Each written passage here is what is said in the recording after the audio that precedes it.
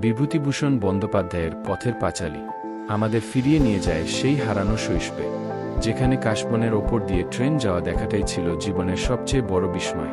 আজ আমরা শুনব অপুর সেই মায়াবী জব্দের কিছু কথা।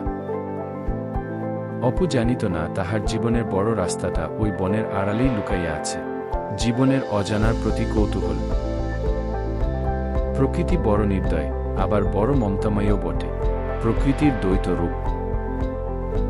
শৈশবে মানুষ স্বপ্ন দেখে, আর সেই স্বপ্নই তাকে বড় হওয়ার পথে রসদ যোগায়। স্বপ্নের গুরুত্ব। সেই যে রেলের রাস্তা, সেটা কোথায় গিয়েছে অপু? নিশ্চিন্দিপুরের বাইরেও যে এক বিশাল জগৎ আছে, তা সে প্রথম উপলব্ধি করল। অজানার ডাক। পড়াশোনা আর খেলাধুলার মাঝে অপুর মন পড়ে থাকত ওই নীল আকাশের সীমানায়।